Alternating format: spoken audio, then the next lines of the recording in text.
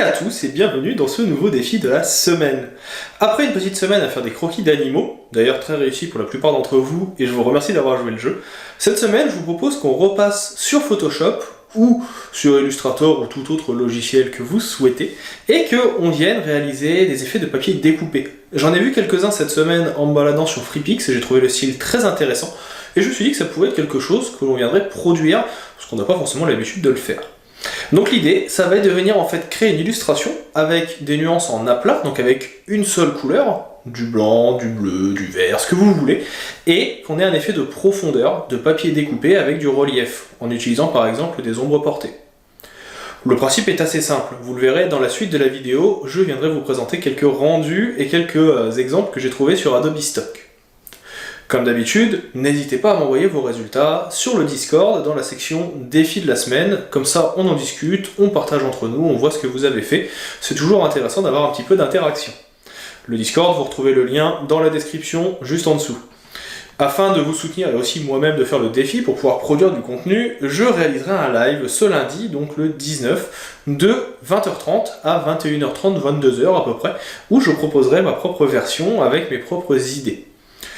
Si jamais vous avez des questions, vous pouvez les poster en commentaire ou sur le Discord, j'y répondrai en général assez vite, ce sera avec plaisir. Je ne vais pas faire durer plus longtemps cette petite introduction, je vous dis à tout de suite dans la suite de la vidéo pour voir les exemples et le petit tuto que j'ai déjà proposé sur le sujet, et ensuite, il n'y a plus qu'à mettre la main à la pâte. On attaque ça tout de suite. Histoire de vous montrer un petit peu quelques petits exemples de ce que je vous propose comme défi cette semaine. C'est aussi bien, comme je le disais dans la petite introduction juste avant, quelque chose que vous pouvez faire traditionnellement, avec des ciseaux, des couteaux, des cutters et ce que vous voulez, ou que sais-je encore, ou bien sur ordinateur. Et l'idée, c'est de venir créer une petite scène avec un petit effet de découpe et de profondeur. Donc vous voyez que j'en ai mis quelques petits exemples qui viennent d'Adobe Stock. On va les laisser charger, vous allez voir que ils sont plutôt sympas, ça donne des rendus assez intéressants, et puis c'est pas quelque chose qui demande un énorme talent en dessin. Il faut juste une réflexion sur comment on va placer nos éléments. Moi-même, je vais essayer de venir réaliser une petite forêt, ou en tout cas un petit élément graphique comme ceci. Sachez également que si vous avez besoin, j'avais déjà réalisé il y a quelques temps un tutoriel sur le sujet. Vous allez sur la chaîne YouTube, vous connaissez, hein, de toute façon c'est ici que vous regardez en ce moment même la vidéo, normalement, et si vous descendez un petit peu, il y a quelques semaines maintenant, je pensais que c'était plus proche que ça, non c'était pas il y a 4 mois, c'était avant. Vous avez ici donc l'effet, je l'ai retrouvé, créer un effet papier découpé avec Photoshop, dans lequel je viens justement vous expliquer une technique qui vous permet de créer cet effet de profondeur. Donc profitez-en, vous pouvez aller voir comment ça marche.